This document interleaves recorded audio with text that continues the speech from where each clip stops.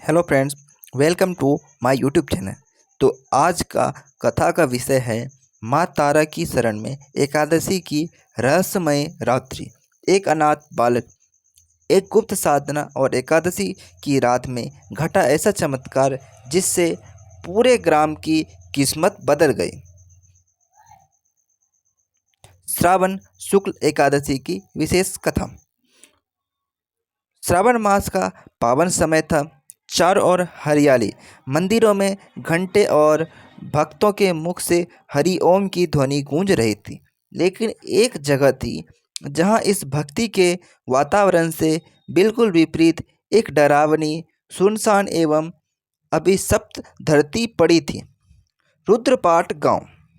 यही गांव था जहां जन्म लिया था एक अद्भुत बालक, नागेश ने। लेकिन उस गांव में लोग उस बच्चे को अशुभ मानते थे, क्योंकि उसके जन्म के साथ ही गांव में सूखा पड़ गया था।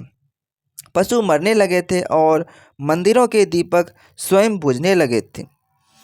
कभी कभी परमात्मा जिन बच्चों को संसार में भेजते हैं, दुनिया की नज़र में बोझ लगते हैं, लेकिन सच्चाई ये होती है कि वे ही भगवान के सबसे निकट होते हैं। नागेश जब माँ 3 वर्ष का था, उसके माता पिता दोनों अकाल मृत्यु को प्राप्त हो गए। गांव वालों ने इसे अपशगुन माना।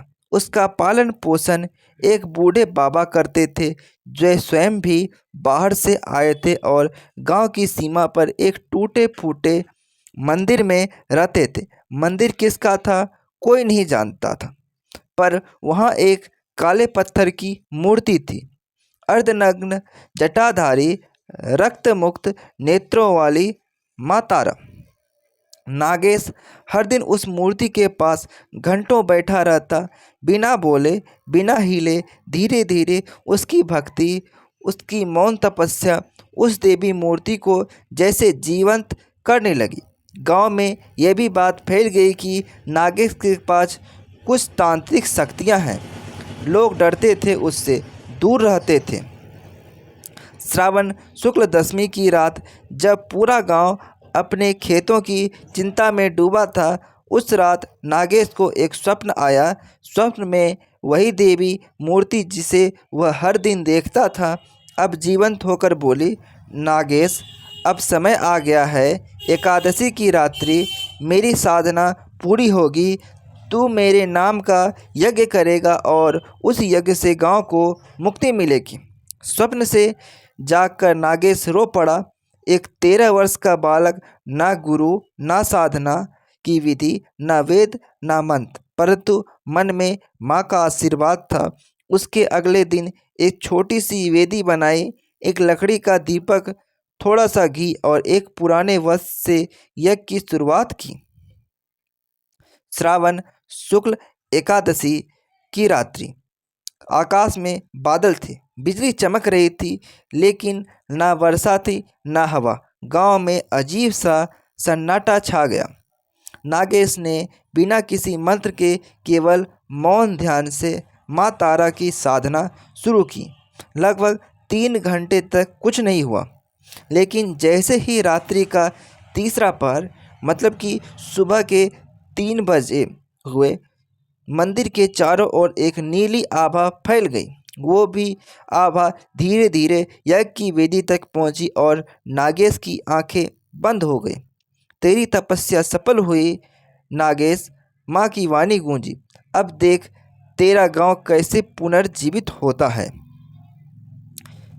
सुबह जब गांव वालों ने उठकर देखा तो गांव के सूखे कुएं में जल था, मंदिरों में दीपक स्वयं प्रज्वलित हो चुके थे, मृत पड़ी तुलसी की क्यारी में हरी पत्तियां उग आई थी, और सबसे बड़ा चमत्कार, गांव की सीमा पर जहां कभी कोई पक्षी भी नहीं उड़ता था, वहां आज सैकड़ों मोर नाच रहे थे। जब लोग मंदिर पहुंचे तो देखा नागेश मूर्ति के चरणों में अचेत पड़ा है, परंतु उसके चेहरे पर तेज था, जैसे किसी ऋषि ने समाधि से उठकर दर्शन दिए हो।